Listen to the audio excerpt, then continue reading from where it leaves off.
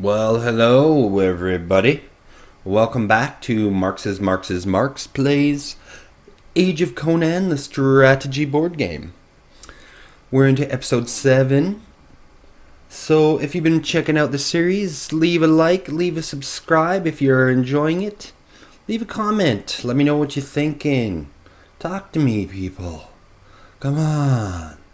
Anyway, we're going to dive right back into it. I think it's the Hyperborean turn. And we'll see what kind of mess they can make. Alrighty then, so the Hyperboreans decide to play a little bit sneaky this turn, if you want to call it that. They're playing for an intrigue action to move a couple of their emissaries. First of all, someone goes west into Nordheim here. And I'm pretty sure this is legal now that he moved. This guy can chain move him into Samaria. So maybe they're going to try and, talk their way. Hey, you should join us or else we're going to, send the hordes after you. Maybe something like that. Okay. Okie doke. Over into Turan now. They're going to play a court action here. So first thing they do is they snag a woman token from the adventure track. And they got a sneaky little card in their hand, the Nomad Horde.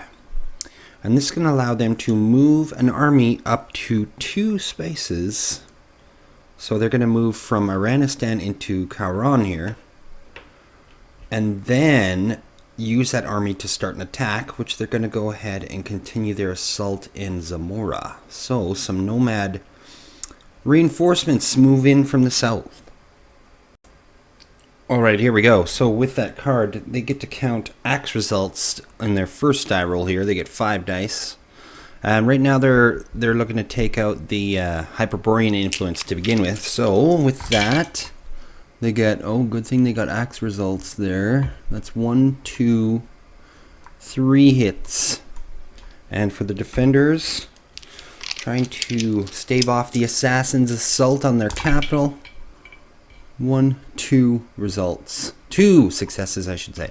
So that is a failure for the defenders. Looks like the Hyperborean influence has been taken out. So now they can go ahead and force march to do a further campaign into, where are we? The forests of Zamoran.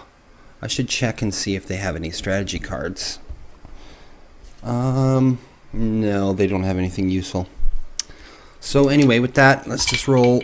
We get 1 success only. That's not very good. The defenders, man, they've had a hard time. Defenders have more than enough that they need 3. Ouch. The poor Turan, they've been trying to get this province for many attempts. So I think they're going to have to call it quits there. They don't want to make themselves too weak. They've got an army to the northwest and to the northeast. So they're going to have to halt there. The impenetrable defenses of Zamoran. Okay, over to Stygia here. Conan's going to move himself south into western Shem. And then they get another token. Ooh, a 3 treasure token. Good. And now the Stygians decide to do a little evil with Conan. They're going to drop a raider token into Argos here. Ha ha ha. Because there's quite an army there. Conan might as well help out while he's on his way to the Black Kingdoms. Anyway, they decide to pick up a kingdom card and a strategy card, and they have drawn the Prince Kuramun character card. Okay, so we're up to Aquilonian now. But before we get too far ahead, I forgot to move Conan an extra step after the Stygian player used that Crown and Conan dice. So anyway, he moves 1 step closer to the Black Kingdoms into Stygia. Now the Aquilonians, they're looking east to Zamoran, the hotly contested region of Zamoran, where they're going to move an emissary there and go ahead and try and sway their tribesmen to join the Aquilonian side. Maybe they can convince them, hey, Turan didn't do you no good. Hyperborea didn't do you no good. Maybe it's time for the Aquilonians to do you some good. So we'll see how that turns out. Alright, here we are in the tumultuous province of Zamora. And the Aquilonians are going to try and sway them diplomatically to join their side. So they start with 3 dice only this turn. And they're going to go ahead and use a strategy card. So shields are going to count. Alright, look at that. 3 hits. Pretty good roll. It's about as best as they can do. Because there's only 3 dice. Anyway, Zamora, the defenders, they get to retort. And do they have enough successes? They only have 1. So, you know what that means? That means Zamora has joined the Aquilonian side. Alright, so now for Hyperborea. They're going to do something slightly out of character here with this wild die. They're going to snag some cash out of some area. Basically trading.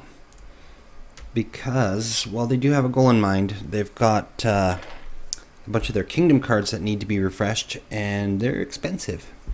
So they just needed to generate some gold. Alright, the Turan player gets to roll the fate dice and gets the pick of the litter here. So, there we go. Lots of crown actions. Oh, that's going to be interesting. Alright, so over to Turan now. They are going to do a crown action and snag the last token off of the adventure track. Woman token, and they're going to draw a kingdom card and a strategy card, and they have drawn Vaziz Shah, the Shah of Turan. So he's going to help them out a lot in their intrigue rolls, and with the Cobra Crown that they have, I'm thinking they should spend the rest of this age forcing their way through diplomatically, and hopefully getting some expansion that way. Alright, so we come to the end of this adventure.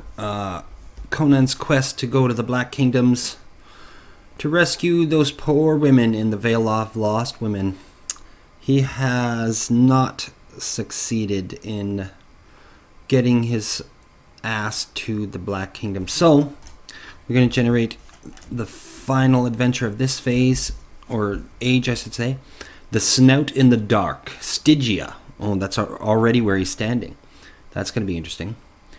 Conan, serving as captain of the guard, is involved in a web of intrigue against the Queen Tanada of Moreau. Moreau? Yes, Moreau. I can't, they've got a weird little inflection thingy on there. Anyway, he gets 4 tokens, and we're going to proceed to do a new bid for Conan. Alright, here we go. We got Stygia with a bid of 9. They're going for it. I mean, Conan's in their home province right now. And so, with all of the court dice that are in play right now, they could easily have him run around and do some raiding and then still finish his adventure off so they get the bonus token. So, I mean, that's their main reason for going for a high bid this time. Aquilonians effectively pass this turn. They're still sitting with the most tokens, but they're going to be saving up their big bid tokens for the end of the age, or the end of the game in the 3rd age. So they're being a little more conservative, as is the Hyperboreans. Again, they got quite a few tokens, but right now they've got such a large army, they're not necessarily needing Conan's help at this point. So, and for the Turanians, they go ahead and try a high bid. Like I said, they're pretty close to where Conan can actually do some good for the Turanians, and with, like I said, with all the Conan dice out, it makes moving them around a little easier. And better to the advantage of the Conan player. So they got the highest bid here. So it looks like the Turan are now in control of Conan. All right, over to Stygia. They're going to take an intrigue and go trade some goods and services in Iranistan to get some cashola. Alright, so over to Aquilonia here. They're going to take a crown action, snagging themselves a token. It's a woman token. Aquilonia. Now, they're going to start a little bit of aggression here against the Stygians here. So, look at the Spies of Turantia card. They immediately take a military action. And they're going to advance into Koth here. And start a big battle against the Stygian force there. I guess they're taking the first aggressive action against an enemy country, but they're looking at getting that Road to Kings objective, and then you need Koth in order to do that. Anyway, as a bonus of using the Spies card, they have an emissary here in Koth, and that allows the Aquilonians to draw 3 strategy cards. Ooh, not bad. Alright, let's get to fighting. Alright, here we are about to start the Battle of Koth. Now, the Stygians are always going to get 4 dice because Koth's province value is quite high. And they've got 4 hit points, I guess, in essence. So really the disadvantage is on the Aquilonians. Every one they lose, they also will lose a dice. They do, however, have the Bosonian archers available if they need to, and they've got 3 available strategy cards, whereas the Stygians only have 1. But the Stygians are in possession of the mighty Sword of Atlantis. So, let's get this started. So, for the attackers, the Aquilonians get things started off with 1 success there. Not very good. And now the Stygians also have one success, but they do win ties because of the Sword of Atlantis. So, that is first loss for the Aquilonians. Alright, so already off to a bad start. So, Aquilonians are going to play a strategy card, and they're going to use their archers to add an instant success to their roll. And now they only get 3 dice, but shields will count, and that's 3 hits. So, not bad. And now for the defenders, they get 4 dice. Stygian army, only 0. Only 0. So, they lose 1 also. Now, Aquilonians are going to press the assault. I think they're going to push their luck a little bit and just try a roll. Ooh, terrible. No hits there. And the Stygians, 2 hits. So, another loss for the Aquilonians. This is bad. Do they push their luck? Well, they'll use a strategy card. And they're down to 2 dice here. And that's 2 hits there. And the Stygians, they've got a good chance of success here. Oh, but they have failed. So, Stygian army lost. Do we press Aquilonia? What do we do? We've eliminated a lot of their troops. I'm going to go ahead and do it. 1 more strategy card. We get 2 dice here. Come on, baby. 1 hit. And the defenders, all they need is 1 success. Oh, terribly bad luck. So, do we press? Do we press on? Why not? We've been lucky. Fire. No hits there. And now the defenders, no hits, but they do win ties. So that is a loss for Aquilonian. I believe at this point they're going to retreat back into Argos. But it looks like they've eliminated the major army out of Koth, and that's I guess a big blow against the Stygian army right now. But technically it's a loss for the Aquilonians, so the Stygian army is going to get the count the dead token. Interesting. Alright, now it is the turn of the Hyperboreans. Now they're going to play an instant out of their hand, the Agents of the White Hand, to summon a bunch of their cosmic powers and get a bunch of sorcery going on.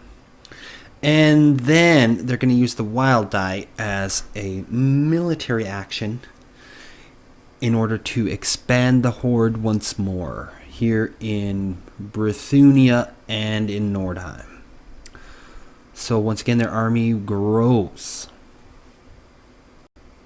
Okay, now we go to the Turan, where they are in control of Conan, but they're going to leave Conan here and they collect a token. It is a woman token.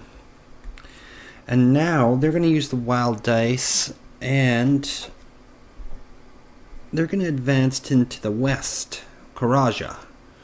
They're taking a break from their campaign in Zamora here. And they're going to go ahead and try and sway the Karajans to join them. So I think I'll just go right into it here. Now they do have the Cobra Crown, so they get an additional dice. So with that, they get 1, 2, 3, plus an additional 4 dice to roll. And they get an additional gold when they collect gold. That's only when emissaries. Anyway, with their 4 dice, try and talk the terrain, or where are we? Karaja? Oh, and a terrible roll. I didn't even look at my strategy cards. Let me see if I can cheat here. No, I don't have anything available anyway. So that's a critical fail. There's no point in even rolling this. Aha. So the Turan not very compelling at all, and the Karajans kind of spit in the face of the emissary that arrived. Turan's not having a lot of luck this game. Okay, now we head to Stygia. Now, first thing they're going to do is buy a few military characters to join their team. Well, one is the Prince Kudamun, who is a strong character, Prince of Stygia, and we have the personal guard of the Ivory Throne. I guess kind of his personal death squad. But now they have been activated and have joined the Stygian Crusade. Now there's only crowned dice left, so the Stygians are going to snag a monster token off the adventure track, and they're going to draw a kingdom card and a strategy card, and it is another powerful character, the Thutmekri, some kind of Grima Wormtongue type character. Some plagiarism there. Anyway, that is it for the Stygian turn. Okay, well, now we return to Aquilonia, where there's 1 fate dice remaining, and it is a crown action. So they're going to take the last Conan token off of the adventure track. Adventure token, I should say. 2 treasure token. And that's going to trigger the end of the age phase. But before we do that, we're going to pick up a strategy card and a kingdom card. And Aquilonia has picked up this neat little Allegiance to the Lions of Aquilonia card, which is going to give them a chance to borrow Conan for any one of their contests, even if the is not allied with them. So that's going to come in handy, I'm sure. Alright, I think we're going to wrap up this video for today. Before we do, I'd just like to review that the Turanian player, who is in control of Conan, has successfully gained a bonus token because Conan is in Stygia, so he completed his adventure, the Snout of the Dark. So they get a woman token. And just a quick review here. The Turanians kind of hit a few walls. I don't think they've done much expansion in this episode. The conquest of Zamora went on and on, but they just could not take over. And they're trying to get a military stronghold in the north there. And meanwhile, Hyperborea and Aquilonian both swayed their Zamoran influence to their side, so that's a hotly contested province up there. The Stygians, well, they did not do a lot of expansion, and right now it looks like their military is completely drained. But they did get a few military cards in play. Looking ahead to the future in the final age, where they can possibly make a vie for a win. Right now they're tied for the most points with Hyperborea.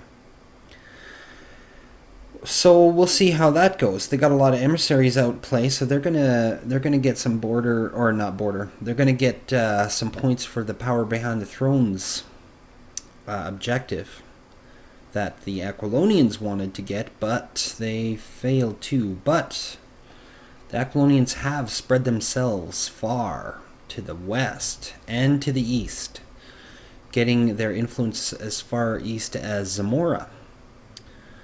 And they did make a successful campaign. Well, successful depends how you look at it, but they did eliminate the Stygian army in Koth there. But now their army is not weak per se, but it is spread out quite a bit. And in the north, Hyperborea, they've continued their horde-like mentality. They did send out some traders just to get some cash going so that they could activate their cards once again and prepare them for further military conquests, which will inevitably be coming in the Third Age. So with that, we will bid you adieu for now. If you've been enjoying the videos, please subscribe and like and leave a comment. I'd love some feedback. And keep your eyes peeled for more episodes. There will be more Conan, Age of Conan, the strategy board game.